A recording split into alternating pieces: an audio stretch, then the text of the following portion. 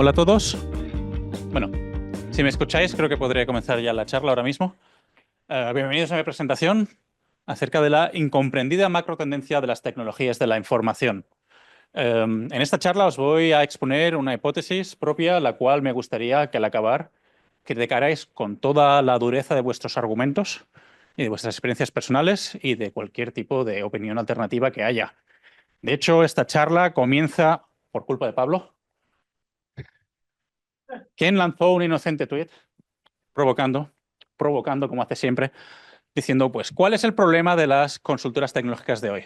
Bueno, el caso es que es una cuestión que yo personalmente le llevaba dando tiempo, le llevaba desde hace tiempo dándole vueltas al tema, no particularmente a las consultoras tecnológicas, ni tampoco necesariamente lo que está ocurriendo exactamente hoy en día, pero sí a este tema. Y tenía varias reflexiones al respecto que me gustaría compartir. Entonces, inspirado por Pablo, decidí investigar un poquito más, pues exactamente cuáles son estos problemas en la actualidad que tanto adolece a la industria. ¿No? Pues hemos visto que en las grandes tecnológicas y en la industria de las tecnologías de información en general, los márgenes de ganancia y las rentabilidades pues están bajando. Hemos descubierto que hay pérdidas de clientes y una alta sensibilidad a los cambios de precio. De hecho, se ha descubierto que el 78% de los clientes de las grandes consultoras pues son lo que se llama churn. Son clientes que entran y salen. No hay clientes fijos como antaño, tal vez sí que podía haber una plantilla de clientes fija. Y esto está cambiando recientemente. La inflación está azotando duramente el sector. Antes ese sector que estaba en crecimiento parecía inmune a la inflación. O aumentaba con la inflación incluso por encima. Los costes laborales están incrementando. Cada vez hay más competición y los precios bajan para los servicios ya establecidos. Y cada vez hay menos proyectos a largo plazo. Si bien es cierto que hay más demanda de inteligencia artificial, cloud y demás, acostumbran a ser ahora pues, proyectos de una duración determinada o bien proyectos pues esto, que no son a largo plazo como sí podrían ser antiguamente.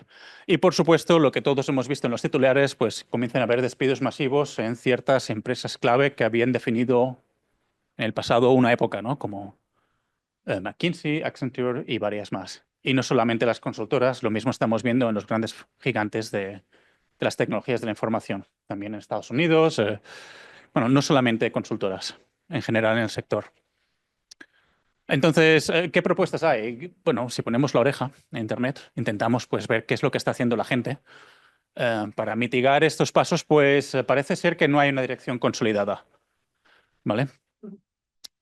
Muchos dicen, bueno, hay que esperar al the next big thing, ¿no? O sea, la siguiente gran revolución que venga, allí estaremos nosotros, seremos los mejores para cuando llegue. Pero ha llegado la inteligencia artificial y resulta que tampoco hay un claro ganador. Hay grandes modelos de lenguaje y lo que ocurre es que quienes deberían liderar el cambio en realidad están compitiendo por márgenes. Los grandes modelos de lenguaje son una commodity y quien está ganando dinero son pequeños actores, pero tampoco es un valor tan supuesto como podría haberse dado en el pasado, ¿no? La gente que dice, bueno, sí. Vale, espero que se oiga bien. ¿No? ¿No se escucha? Bueno. Perdona, pero es que si no... Hola. No te van a escuchar. Vale. Hola. Hola. Hola, hola. Bueno. Bueno, sabéis de qué va la charla, ¿no? De memes y de... ¿Sabéis de qué va la charla? Bueno, pues como decía antes, pues como decía antes, hay gente que sugiere, bueno, pues para capear esta situación lo que podemos hacer es aumentar beneficios y aumentar las ganancias y reducir las pérdidas. Claro, y yo también quiero perder de peso y también quiero aumentar mis beneficios y quién no quiere, quién no tiene estos deseos, ¿no? O sea, por supuesto. Pero ¿cómo se hace eso?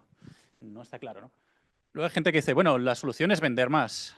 Sí, y también hay que ganar más en tiempos difíciles, pero sencillamente esto por sí mismo no es accionable, es un deseo a seguir, ¿no? Sé que siempre habrá alguien que podrá matizar esto, ¿no? Acorde a su empresa, a su contexto, cómo llevarlo a cabo, pero vender más como tal no es una estrategia claramente ganadora que se pueda aplicar al sector como tal.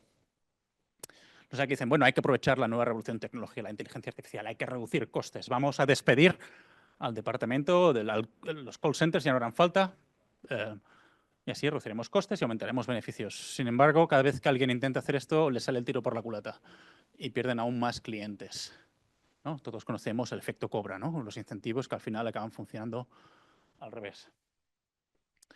O bien, pues podemos mejorar los canales logísticos, el marketing, ser más competitivos, ser los mejores de clase. Sin embargo, esto tiene un scope limitado, un alcance limitado y funciona solamente a corto plazo.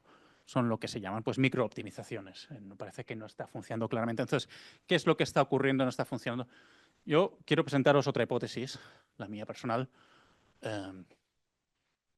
que tal vez a alguno le podría sonar en un contexto similar, pero que es la siguiente. El problema está en la materia prima con la que trabajan todas las empresas tecnológicas, las tecnologías de información. Y la materia prima es la información en sí misma. Y creo que, a pesar de que todos estamos familiarizados con qué es la información y lo hemos estudiado de manera teórica, a menudo lo olvidamos en el día a día y olvidamos cuáles son las propiedades de la información y cómo impacta esto al resto de aspectos de las empresas y de la industria en general y por qué estamos donde estamos. Entonces, ¿cuáles son las propiedades de la información a las cuales me refiero? Pues, por supuesto, no debería ser esto ninguna sorpresa para nadie. La información se almacena, se replica, se transmite a un costo prácticamente nulo. Parece que es una trivialidad, todos estamos familiarizados por cómo se transmite la información, por cable, por wifi, que es discos duros, que es lo que haga falta. Pero este detalle tiene grandes implicaciones a gran escala, ¿vale? Esto se junta a que ahora ya tenemos una red global de comunicación, Internet. Creo que si se tuviera que hacer seriamente un nuevo concurso para las maravillas del mundo, Internet debería estar allí y no ciertas determinadas estatuas. Pero Internet es una maravilla de la ingeniería de la humanidad. Si hoy mismo alguien en China lanza un nuevo modelo de lenguaje, de inteligencia artificial, el mismo día ese modelo ya nos ha llegado a nosotros y podemos estar enterados de ello. Y tiene un impacto en la bolsa inmediatamente. ¿Vale? Esta transmisión tan rápida, tan acelerada, ese impacto en toda la industria de manera global nunca se había dado antes. Y bueno, esto nos lleva, pues, por supuesto, a lo que parecería una conclusión lógica, ¿no? Pues si cada vez hay más información y pues, lo que trabajamos es pues con la información y nuestro producto es la información, pues a mayor información debería bajar el precio, ¿no? O sea, más oferta, pero la demanda es fija o la demanda crece por debajo de la oferta, ¿no? Sin embargo, esto es un análisis un poco simplista, porque claro, la información en sí misma no aporta soluciones, no es un producto, ¿no? No sirve de nada la información si no hay un trabajador el cual pueda darle un sentido a esa información y a las soluciones y cómo aplicarlo.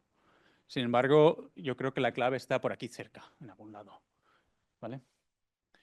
Lo que está claro es que la comoditización imposibilita pues, tener estos márgenes elevados a los cuales hemos estado acostumbrados hasta ahora en las grandes tecnológicas o en la industria de las TI.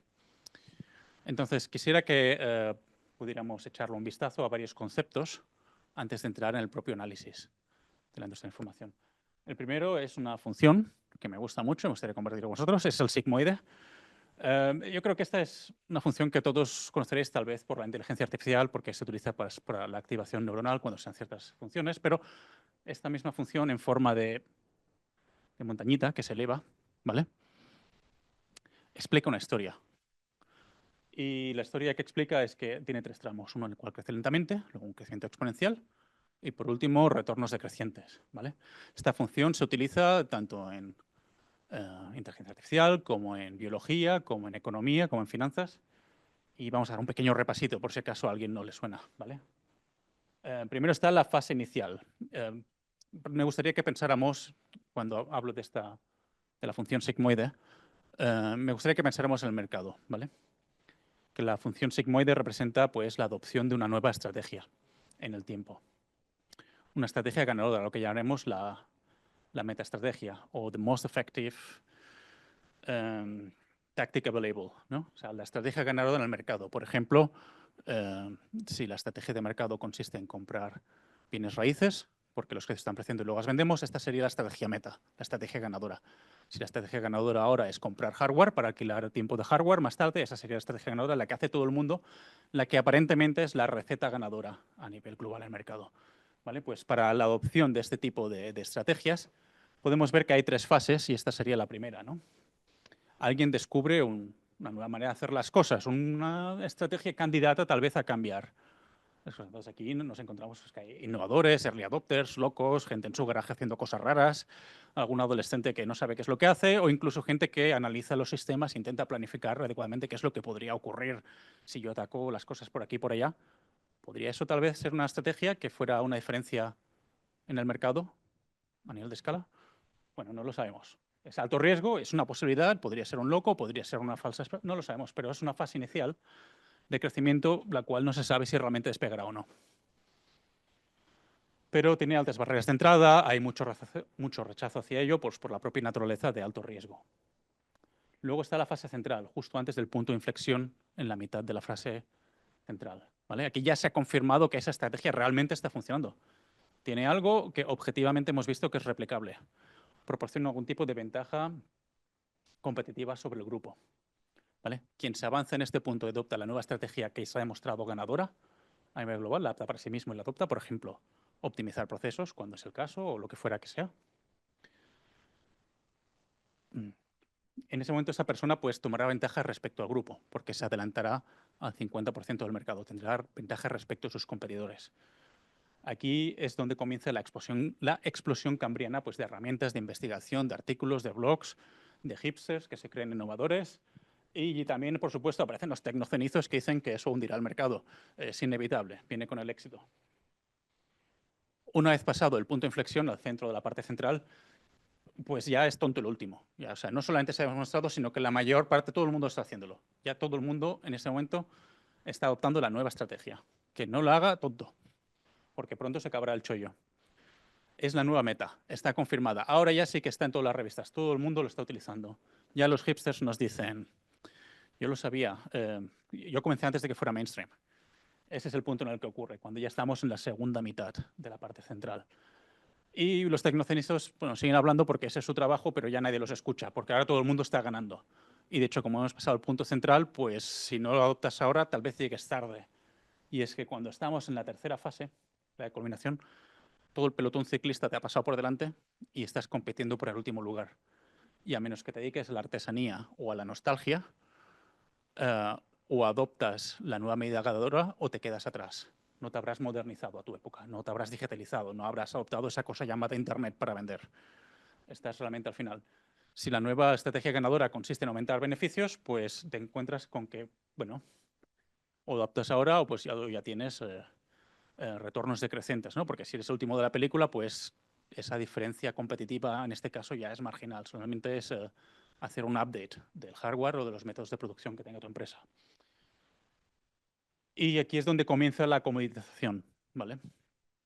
Llegados a este punto, como todo el mundo ya tiene esa nueva estrategia, como todo el mundo está desarrollando mejores productos, mejores tecnologías, mejores servicios, pues ya no hay un claro ganador. Todo el mundo está apostando al mismo tipo de patrón de comportamiento. Entonces es cuando más vemos que se comienza a competir por precio y no por aspectos distintivos en cuanto al producto, ¿no? Entonces, a mayor dominancia en el mercado o en el tablero de juego de una meta, de una táctica la cual sea la más efectiva a nivel general para el mercado, cuanto mayor dominancia hay, significa implícitamente y necesariamente que hay menores procesos de alta variabilidad. Cuando eso ocurre, significa que el entorno es bastante elevado. Y forzosamente, cuando ocurre lo opuesto, cuando la incertidumbre aumenta, cuando la variabilidad aumenta, entonces tal vez no haya una posible meta que funcione para todo el mundo. Y mi hipótesis es que lo que está pasando es que estamos llegando al final de la tercera fase del sigmoide para muchas tecnologías que hemos conocido, para muchos modelos de negocio, para muchos aspectos, y que la variabilidad está aumentando en muchas cosas, que hay más incertidumbre que nunca. ¿Vale? Entonces, ¿cómo aplicamos esta mecánica que acabo de explicar al tema principal, ¿no? A las propiedades de la información y a la industria de las tecnologías de la información? Bueno, en primer lugar, comprendamos realmente a qué me refiero con comoditización. ¿Todo el mundo está familiarizado con el término? Que levante la mano, quien no lo esté. ¿Nadie? Bueno, repaso generalizado, ¿vale? pues es cuando es un fenómeno más o menos emergente. Hay discusión de si es emergente o no, pero acostumbra a producirse cuando se dan este tipo de circunstancias. Estandarización y regularización. Protocolos, por ejemplo, estables de comunicación.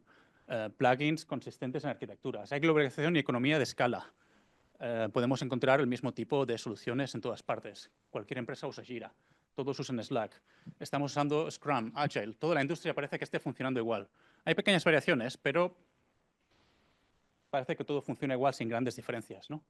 Hay un acceso generalizado a la tecnología y el conocimiento, o a la explotación del recurso, o lo que se está haciendo. Cualquiera podría ponerse en ello y hacerlo. O hay manuales cómo aprenderlo y cómo dedicarse a ello. O bien, si se trata de mejorar el marketing tal y cual, pues hay playbooks disponibles para todo el mundo. Forzosamente, cuando se dan estas circunstancias, se acaba compitiendo en costos y eficiencia. Y yo lo que creo que es lo que está ocurriendo es esto. Incluso en algo tan pionero como la inteligencia artificial, cada vez importa menos las features nuevas de los nuevos modelos de lenguaje, sino que ya comenzamos a mirar el precio por token. Y las features distintivas, pues sí que importan tal vez, pero para la mayor parte de casos de uso, pues tal vez no son tan relevantes como pensamos. Entonces, quisiera aplicar este análisis a estas tres partes intrínsecas de las tecnologías de la información: productos, servicios y conocimiento, los cuales creo que son bastante representativos sobre cómo funciona la industria de las tecnologías de la información, la informática, ¿vale? Productos y servicios es lo que hacemos para canjear valor por dinero o intercambio de valor. Y el conocimiento es cómo está formado todo ello, es el motor que lo impulsa y es como el flujo sanguíneo, digamos, de estas empresas y de esta industria. ¿Vale? ¿Alguna pregunta hasta aquí, antes de continuar? Sí. La transmisión de la información no ha podido hacer más estrecha la sigmoide, es decir, el punto de inflexión llega antes y sea todavía más vertical. Sí, correcto, sí, correcto. Todos estos aspectos que comento, lo que quiero decir con ello, no tengo ningún gráfico chulo porque monté las slides en un par de minutos. Todos estos efectos combinados lo que hacen es que provocan que este efecto de comoditización ocurra incluso más rápido de lo que ocurriría normalmente en cualquier otra industria, en cualquier otro fenómeno económico, ¿no? Por ejemplo, María, quien ha estudiado pues, economía, historia de la economía y demás, podrá hablarnos de cómo se comoditizó el mercado de textil, ¿no? Que fue algo que nos afectó muchísimo en España. Pues todo ello requirió pues, varias décadas, si no medio siglo, si no recuerdo mal, un siglo entero tal vez, en ocurrir esa transformación. Ahora no. Ahora con Internet, en pocos meses, se puede acabar el chiringuito. ¿Vale? Podríamos tener una empresa que estuviera en el top 100 de empresas mundiales de TI y gracias a todos estos efectos combinados, juntos, de la noche a la mañana podría perder una empresa gran parte de su valor o progresivamente hasta que parece que colapsa en tiempo récord, ¿no? Igual que hay gente que tiene éxito de la noche a la mañana, hay colapsos de la noche a la mañana, dadas las circunstancias. Bueno, si no hay más problemas de concepto, continuaré, intentaré ir un poco más rápido.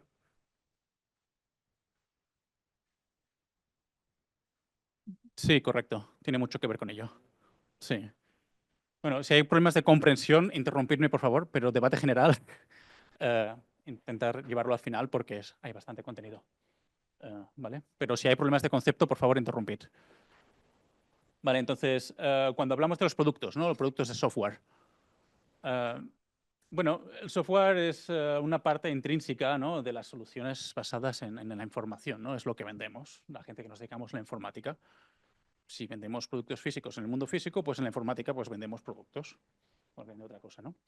Los podemos guardar, los podemos reutilizar para otros contextos y los podemos revender ad infinitum, como ocurre con la información. Estos productos son información. Eso quiere decir, puedo crear una utilidad, una solución a un problema hoy, y la puedo revender las veces que haga falta, sin ningún tipo de límite. De hecho, puedo seguir revendiendo esto hasta que el mercado o el mundo cambie, ¿no? Por ejemplo, podría crear un compresor, WinRAR, para Windows 95 y hasta que no se haga incompatible el próximo Windows, podría continuar revendiéndolo. Algo así vemos, por ejemplo, en la industria de los videojuegos. Resulta que, si no recuerdo mal, cerca del 90% de los jugadores juegan a videojuegos que tienen más de 5 años. Poca gente está jugando a las novedades. ¿Por qué? Porque los productos antiguos no desaparecen, consiguen culminar la demanda que hay y ya garantizan pues, el proceso de ocio, que es lo que buscan los consumidores. No caducan esas soluciones.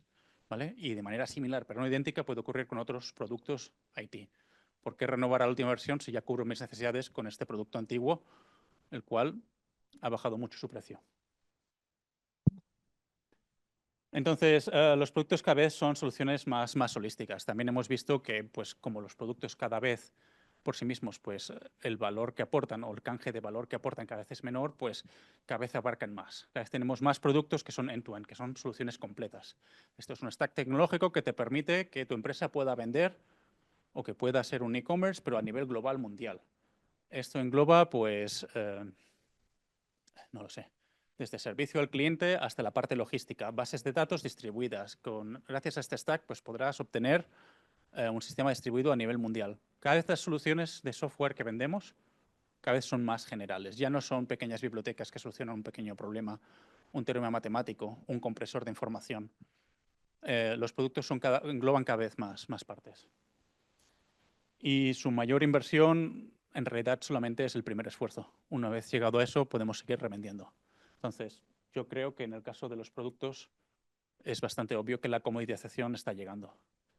En el caso de los servicios, ¿no? Cuando una empresa ayuda a otra empresa, pues ya sea de manera directa o proveyendo algún tipo de ayuda externa, estaríamos vendiendo un servicio. Y aquí creo que también ocurre lo mismo, ¿no? Cuando hablamos de meta, ¿cuál ha sido la meta de vender servicios?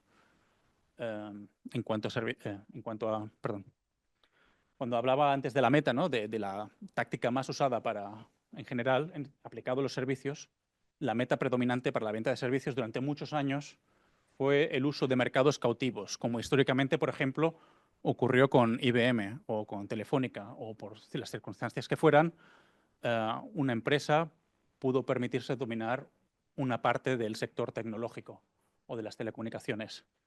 Creaba una tecnología propietaria, por ejemplo, con patentes, con sistemas propios y demás, y los clientes no podían escapar.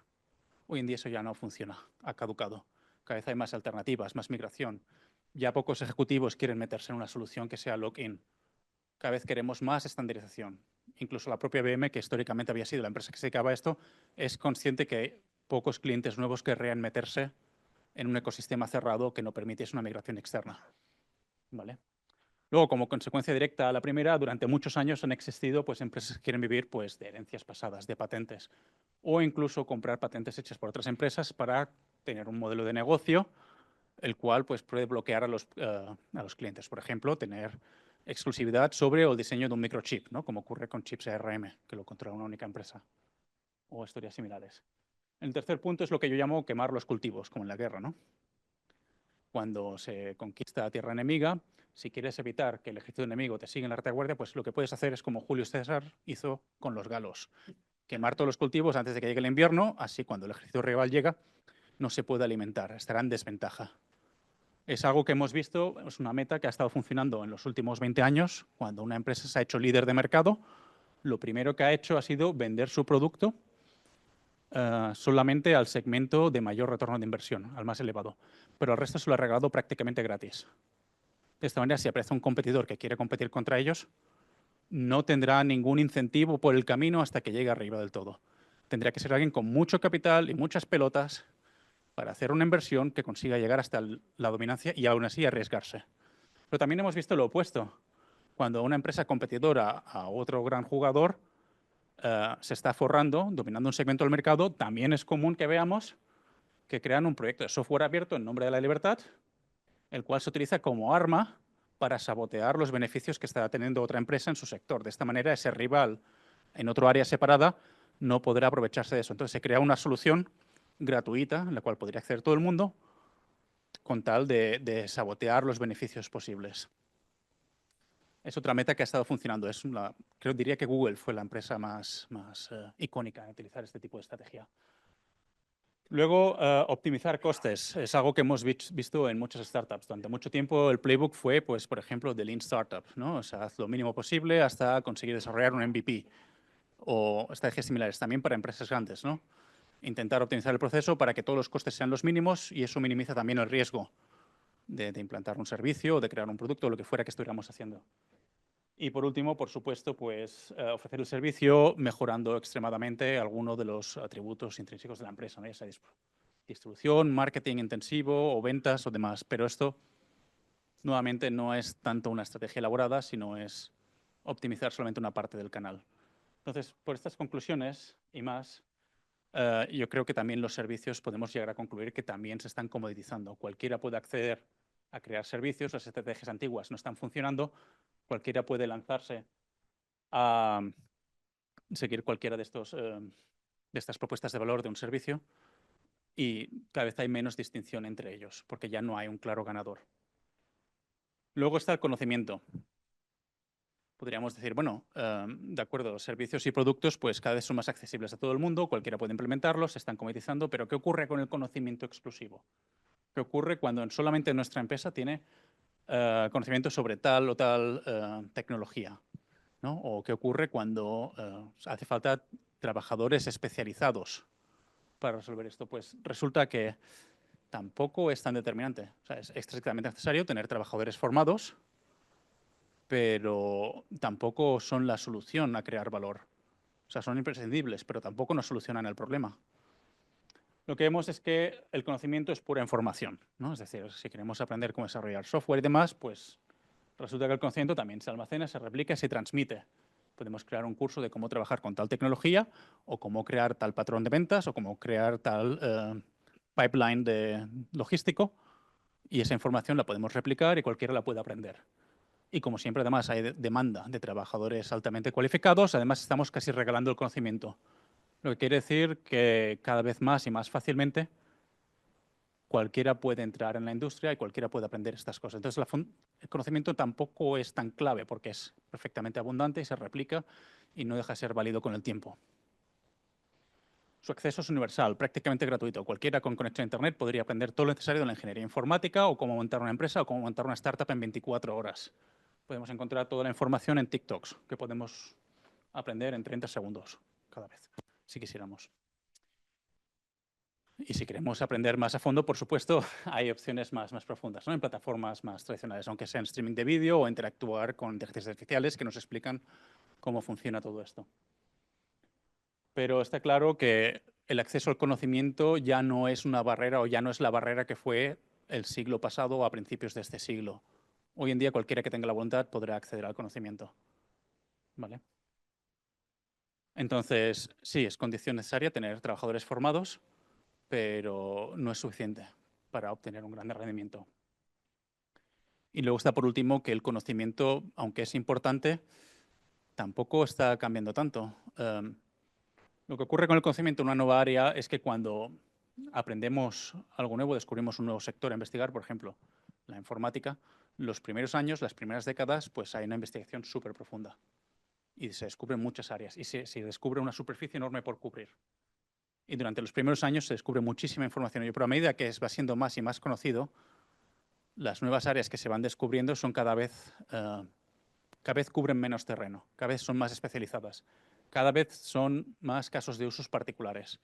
Y sí, si bien es cierto que de vez en cuando aparece alguna gran innovación, cada vez ocurren menos frecuentemente, ¿no? Es como el fractal que quiere cubrir una superficie, las primeras iteraciones del fractal pues cubre un gran volumen, una gran superficie, dependiendo de qué figura matemática estemos usando, pero a medida que va avanzando, pues sí, aunque siga aumentando, sigue cubriendo área, cada vez ocurre más lentamente, ¿no? Entonces, ya no tenemos descubrimientos cada semana a nivel general de la tecnología de información. Sí que hay novedades diarias en ciertos sectores, los cuales están innovando. Por ejemplo, la inteligencia artificial, tenemos ahora innovaciones diarias, pero no en todas las áreas de las tecnologías de la información como sí podría haber ocurrido anteriormente. La mayor parte de necesidades de la sociedad en cuanto a tecnología de información están cubiertas y el resto pues serán iteraciones o optimizaciones. Y, por supuesto, esto lo que significa, ¿qué implica esto, ¿no? Este acceso al conocimiento pues cada vez más ajustado. Pues si antiguamente requería un proyecto de inversión de 2 años, crear una utilidad para solucionar tal o tal problema, hoy en día, con tanta disponibilidad del conocimiento, tantas iteraciones y tanta interconexión entre todos los jugadores del sistema, entre todas las personas que participan en ellos a través de Internet, podemos ver que en pocas horas o en pocos días un único individuo es capaz de hacer lo que antes requería 5 años y un gran presupuesto. Y no creará solamente esa solución, sino que la creará mejor, más robusta y más preparada para el futuro, porque contará con toda la experiencia previa, la cual no habrá sido perdida gracias a que la información se puede almacenar, se puede reutilizar y se puede volver a aplicar en el futuro de manera incremental sin que se pierda, sin que se queme la biblioteca de Alejandría cada vez. ¿Vale? Por supuesto que cada vez que revolucionamos un poquito pues, los métodos de aprendizaje, pues todavía es incluso más fácil aprender cómo hacer las cosas. ¿Tiene alguien alguna duda hasta el momento? ¿No? Pues bueno, creo que el conocimiento como tal también se está comoditizando. Es muy valioso, pero cada vez hay más conocimiento en todas partes. Cada vez podemos encontrar más y más fácilmente a alguien preparado para saber cómo funcionan las cosas. Entonces, mi conclusión es que la naturaleza de la información es directamente lo que está provocando esta macro tendencia a la comoditización de las tecnologías de la información. Y no tiene vuelta atrás. Realmente es inevitable, ¿no? Es como el sentido de la entropía prácticamente. No olvidaremos lo que ya hemos aprendido hasta ahora. No habrá un borrón y cuenta nueva. No se destruirá toda la información. Las lecciones aprendidas seguirán estando ahí para las siguientes generaciones. Y tenemos que aprender a vivir con ello. No tiene sentido que pensemos en un pasado donde era más fácil que nunca poder innovar. No tiene sentido que queramos innovar en crear un nuevo sistema operativo porque esa necesidad ha sido ya cubierta. Y se ocurre porque alguien descubre algo nuevo o una nueva revolución, será un incremento, será una mejora incremental. No será, no será tan revolucionario como la primera revolución que hubo. ¿Vale?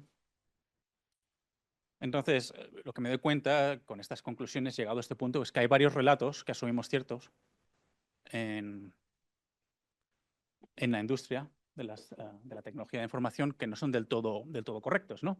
Por ejemplo, no siempre hay un next big thing que nos va a salvar. O sea, no es que, bueno, ahora estamos saturados, pero llegará el cloud. Y nos pondremos a hacer cloud y todos tendremos, pues, nuevamente trabajo. O llegará la inteligencia artificial y todos estaremos haciendo inteligencia artificial. Bueno, como también aumenta la productividad, cada una de estas cosas, pues cada vez empleará a menos y menos gente y aumentará mucho más la productividad, ¿vale? Y lo mismo, ¿no? Hay gente que todavía está esperando, bueno, tal vez la inteligencia artificial no nos dará empleo a todos, solo a unos pocos, y aumentará la productividad, pero tal vez cuando llegue el ordenador cuántico, ahora sí que podremos volver a tener nuevamente pues, consultoría, ordenadores cuánticos para todo el mundo. Tal vez llegará a aumentar la productividad, pero no permitirá ese ritmo de crecimiento tan elevado que vimos en la parte central del sigmoide, ¿vale? Lo que yo creo es que el tablero de juego está cambiando, ¿vale? Que no volverá a ese pasado donde podíamos estar constantemente renovando nuestras skills pensando que ya llegará algo nuevo y ya podemos seguir trabajando en algo. Algo ha cambiado fundamentalmente, algo está cambiando, ¿vale? Es un proceso continuado. Y esos cambios de paradigma, hay que realmente comprenderlos y analizarlos desde el punto de vista, pues, de un análisis sistémico, ¿vale? Tampoco podemos creer que sean las microoptimizaciones las que nos salven. Vender más, mejor marketing, lo que hace es que nos da una ventaja competitiva local contra el resto de jugadores que tienen una estrategia equivalente a la nuestra. Pero eso nos salvará ante un jugador que tenga una estrategia algorítmicamente superior a la nuestra, ¿vale? Podemos mejorar, por supuesto, el marketing, pero si nuestro competidor puede resolver un dolor que nosotros no podemos, no importará que nuestro marketing sea mejor. Los clientes preferirán a alguien que pueda solucionar eso o que pueda llegar donde nosotros no llegamos, ¿vale? Entonces, esto convierte la estrategia en algo totalmente fundamental. Y la falta de estrategia o una estrategia equivocada o una estrategia placebo será cada vez más y más mortal. Cada vez más y más se perdonará menos esta falta de estrategia. No porque haya alguien con un garrote dispuesto a pegarnos, sino porque cada vez hay más jugadores haciendo cola esperando para meterse en el mercado. Está todo el mundo esperando su oportunidad. Y bueno, esto me lleva a una reflexión que yo pensando bastante tiempo, es que todos los sistemas complejos en aparente equilibrio acabarán degenerándose, ¿vale? Todos creemos en nuestro modelo mental que las órbitas de los planetas es estable y que seguirán dando vueltas, pero esperamos que colapsen de aquí varios miles de millones de años, que el Sol se apague, aunque hay apariencia estabilidad, ¿no? Desde nuestro punto de vista. Entonces os diría, no os fiéis de un algoritmo, especialmente si hemos detectado que estamos en torno de alta variabilidad. Y creo que todos estamos viendo síntomas constantemente de que hay alta variabilidad y alta incertidumbre. ¿Vale? Entonces diría, poned ojo, comenzad a pensar un poco en si esos algoritmos o esas fórmulas o esos playbooks que hasta ahora han funcionado, si seguirán realmente funcionando en el futuro. ¿Vale? Y aquí un pequeño comentario, que quien estuvo en mi anterior charla lo ha visto. El algoritmo Minimax, la estrategia Minimax, que se utilizan a menudo políticos o altos ejecutivos o personas, bueno, es algo común en nuestro zeitgeist, no es una estrategia fiable. Como todos sabéis, en teoría de juegos, los juegos de suma cero, hay una estrategia de caballo ganador que acostumbra a funcionar muy bien, y es la estrategia Minimax, que significa apostarlo todo a la estrategia de menos pérdida. Si estamos en un juego de suma cero, sencillamente esperando que el resto de jugadores apuesten de manera diferente, el que pierde menos de manera consistente en el tiempo acabará ganando por descarte. Sin embargo, el mundo real no es un juego de suma cero. Se pongan como se pongan los fanáticos. No es un juego de suma cero. Estamos en un mercado abierto con jugadores nuevos, con nuevas tecnologías, con intercambio de información constante, recursos que aumentan y el valor global que aumenta constantemente. El terreno cambia en todo momento. Las reglas cambian dinámicamente. No es un juego de suma cero. Sería un error pensar que proyectar unas pérdidas pequeñas pero garantizadas en el futuro nos acabaría por colocar en una posición dominante a largo plazo. Eso ya no ocurrirá. Eso solamente nos garantizará una degradación constante. ¿Vale? Esta estrategia no volverá a funcionar nunca más en el futuro. Entonces, bueno, lamento si he dado una imagen de tecnocenizo. Y podemos pensar, bueno, ¿es esto el final de la industria de la tecnología de la información? Yo diría que no. Al contrario, quiero que pensemos en esto como el amanecer de una nueva era. Se viene algo incluso mayor. Podemos incluso imaginar un futuro muy optimista que venga después de todo esto. Y lo que ocurre es normal, es parte de la naturaleza humana. Lo que queremos es gastar el mínimo de energía posible. Preferimos estar sentados o tumbados a estar de pie porque gastamos menos energía. Preferimos obtener siempre lo máximo con el mínimo esfuerzo. Y lo opuesto de lo complementario también es cierto. Lo opuesto de lo complementario en este caso sería aumentar la productividad. Nuestro deseo de aumentar la productividad es lo mismo que nuestro esfuerzo a gastar el mínimo de energía, que no deja de ser una manera de aumentar nuestra supervivencia. Es nuestra obligación como seres vivos buscar y perseguir esa meta. ¿Vale? Entonces, lo que estamos haciendo es que estamos a punto de morir de éxito, de lo bien que nos va. Y la informatización continuará. No acabará en las tecnologías de la información. Lo que vamos a ver es que gracias a la robótica, que está también en su amanecer, lo que antes solamente ocurría en los sistemas de información, al mundo del software, entre los ordenadores, pronto también será aplicable al mundo real. Tendremos máquinas que serán de propósito general, que podrán interactuar con el mundo general. Y también gracias a la inteligencia artificial, de la cual no vendrá una revolución cyberpunk distópica ni utopía virtual, lo que ocurrirá será que modelos que antes no eran computables ahora pasarán a ser computables. ¿Qué significa eso? Que cada vez quedarán menos problemas excluidos de las propiedades de la información. Cada vez más podremos tratar procesos que ocurren en el mundo real, que no tenían un modelo informatizable, cada vez más los podríamos informatizar, replicar, copiar y llevar a nuevos lugares, como sí que ocurre con el software. Por supuesto, desplegar una red de robots o informatizar un problema anteriormente no modelizado conlleva más esfuerzo que copiar un fichero, pero esas propiedades comenzarán a ser aplicables también al mundo real. ¿Vale? Y poco se habla de ello, pero la generación de modelos estocásticos, no escolásticos, aquí hay una falta, perdonad, de simulaciones y automatizaciones. Bueno, es esta generación de nuevos modelos y de nuevas interacciones con el mundo real, la cual nos llegará al siguiente nivel. ¿Vale? Entonces, anteriormente lo he dicho mucho en el contexto de CPS, de Conventional CPS y demás, lo oímos mucho estos días, que es que hoy en día ninguna empresa puede no ser una empresa tecnológica, todos debemos de ser tecnología. Yo diría que deberíamos pensar un paso más allá, y es que en poco tiempo pasará lo que todos ya intuimos, y es que el 100% de las actividades productivas humanas, ¿vale?, serán informatizadas, para bien o para mal. Y de esto quedan excluidas las actividades recreativas o contemplativas, por supuesto, pero cada vez que queramos producir algo, será como mínimo informatizable. Sencillamente por nuestra ansia de querer sobrevivir, de querer ahorrar recursos y querer aumentar la productividad. Sería una locura no hacer eso, estaría en contra de nuestra naturaleza. ¿Vale? Y al hacer esto, pues llevaremos con nosotros las propiedades de la naturaleza de la información. lo que hará que todo tenga modelos, que podamos reutilizar lecciones, que podamos pues, llevar todo este tipo de ventajas. ¿Vale? Entonces, conclusión. Si no reconocemos el valor que aportamos ni tenemos una estrategia válida, ninguna entidad comercial podrá sobrevivir a los cambios que se vienen. Muchas gracias.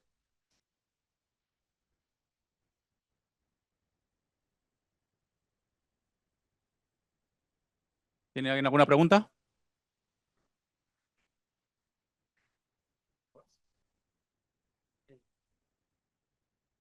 Muchas gracias por la charla, muy interesante. Se me ha planteado alguna duda y no sé cómo hilarlas, ¿vale? Dices un sistema complejo que puede generar, planteándolo en términos de entropía, ¿no? Necesitas un aporte de energía externo, pues la luz del sol en el caso de la Tierra. Claro, mientras ha habido mucho dinero porque el coste del dinero estaba bajo, el crédito estaba fácil, o mientras ha seguido la ley de Moore, que el hardware era más barato y tal, entonces, claro, todo esto como que el sector ha funcionado muy bien, ¿no? Pero si paran estos aportes, que ley de Moore, por ejemplo, ha permitido que ciertos softwares de mala calidad que consumen muchos recursos y tal, pues no pasa nada, que el hardware es más potente, al año que viene funcionará mejor. No por decir nombres, pero yo qué sé, sistemas de chat, de videoconferencia, de ticketing, de sistemas operativos, de lo que te dé la gana, que puedes considerar que es un commodity, pero eso, con perdón, lo considerará el de finanzas, que paga una licencia a la otra.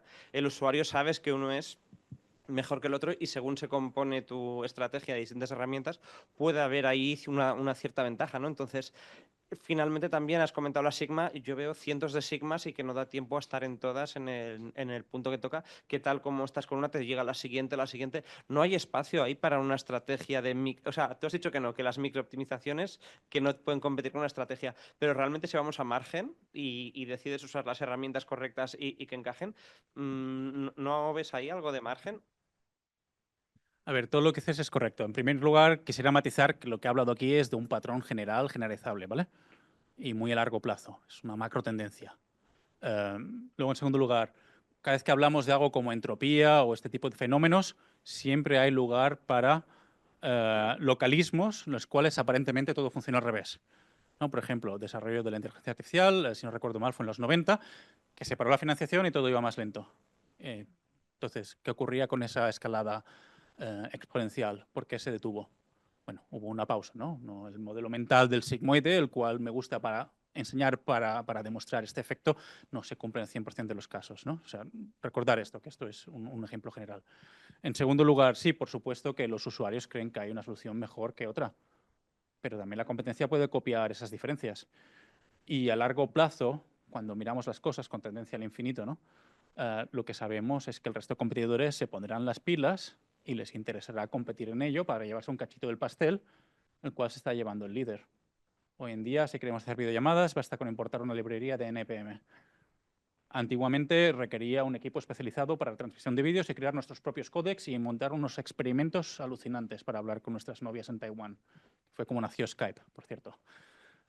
Entonces, cada vez es más fácil la cometización, ¿vale? No es inmediata. No es que no haya vuelta atrás de manera temporal para un caso particular de uso. Sí, podría haberlo, pero la tendencia general es que esto seguirá incrementándose.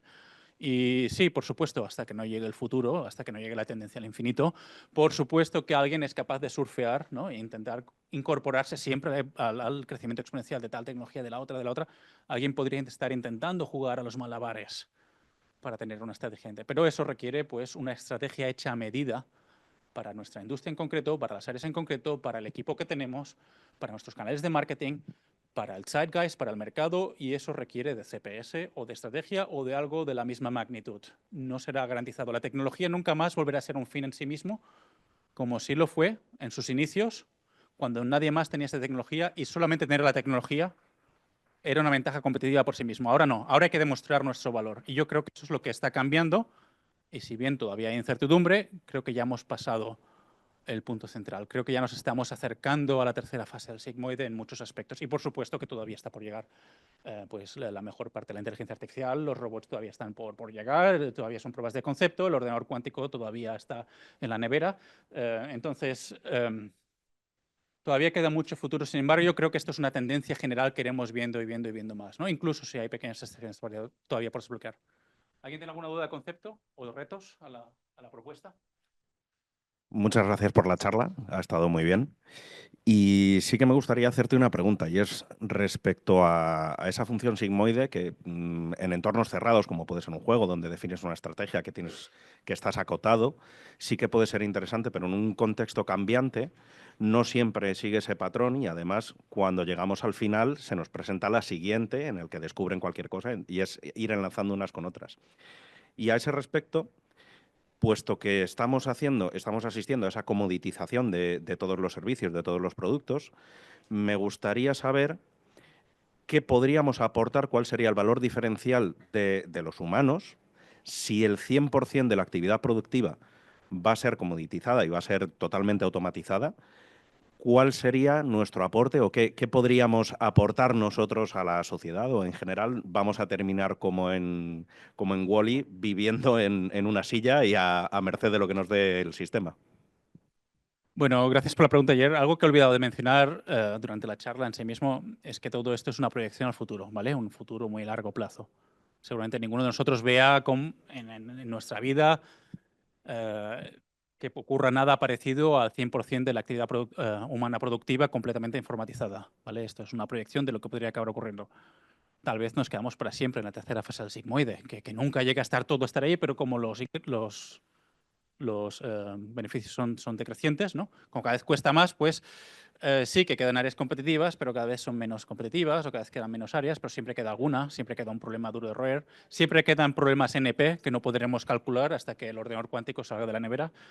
Y bueno, esto podría ser. Pero si llegáramos a eso, si realmente llegara a ocurrir, si llega el cyberpunk, si llega la utopía, que todo ha sido solucionado, entonces, ¿qué haremos? ¿Vale? Entonces tendremos que recurrir a la filosofía, a pensar cuál es nuestro valor que hacemos aquí. Si ya no tenemos que luchar por nuestra supervivencia, porque está garantizada, entonces, ¿para qué debemos competir? Porque competir, nunca dejaremos de competir contra los demás, ¿no? Pero esto es un problema que no veremos nosotros seguramente si es que llega a ocurrir. La charla habla especialmente de esta tendencia, no de un futuro certero que vaya a ocurrir, que vayamos a ver, ¿vale? Que nadie se tome a esto como una predicción de futuro o algún tipo de esto, ¿no? De predicción de futuro inmediata, ¿vale? ¿Responde la pregunta? Sí. ¿Alguien está dispuesto a retar la hipótesis o matizarla o decir desautorizarla?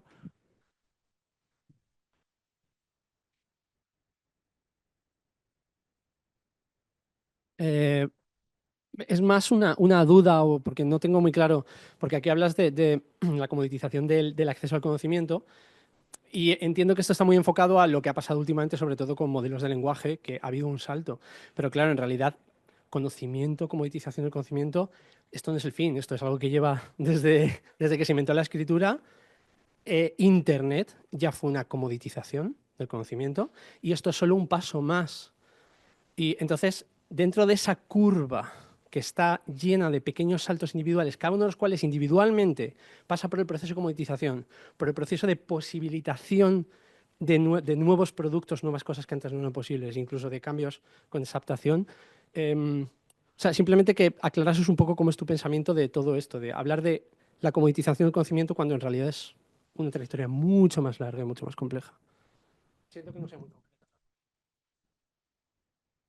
A ver, lo que dices también es correcto, ¿vale? También encaja pues, en la visión que tengo de cómo funciona el conocimiento. Realmente, cuando digo que la inteligencia artificial no será el futuro, el final, la utopía prometida, lo mismo ocurre con el conocimiento. Seguiremos descubriendo cosas nuevas. Internet y la globalización solo es un pasito más en el camino. Un pasito muy importante, pero solo es un pasito más. Sin embargo, lo que vemos es que prácticamente cualquier individuo puede acceder al conocimiento. Ahora prácticamente cualquiera se puede formar en lo que quiera que exista.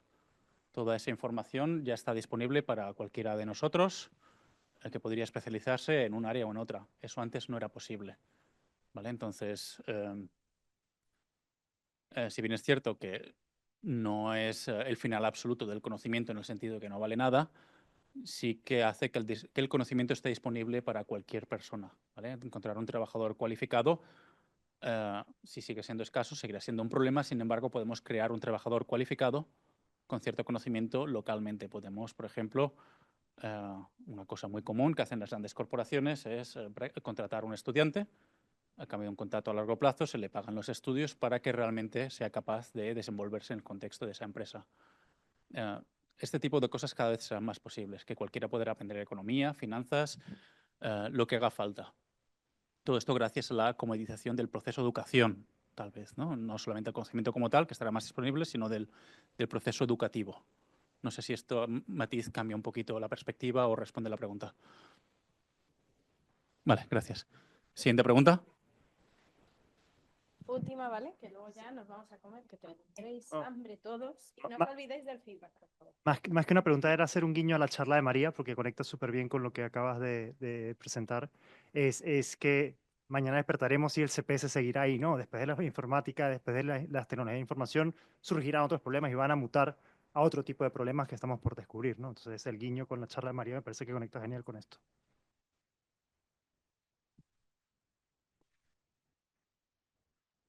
Sí, por supuesto. Claro que cuando hablo de un futuro, que no es un futuro definido, sino una tendencia, por supuesto el mundo seguirá siendo el mundo, ¿no? Por supuesto los humanos seguirán compitiendo, por supuesto quedarán montones de áreas en las cuales explotar, pero no lo expresaremos en los problemas que ya hemos resuelto en el pasado, ¿no? Si una cosa quiero dejar clara con todo esto es que los problemas del pasado no volverán o no volverán a ser un problema o no serán un problema tanto como lo fueron en el pasado. Aquellos problemas complejos que ya hemos resuelto, gracias a que la información se puede guardar, repetir, reutilizar, etcétera, no volverán a ser complejos nunca más, ¿no? Entonces tendremos que dedicarnos a los problemas del futuro, a los problemas de este siglo. No tiene sentido que sigamos luchando las guerras antiguas.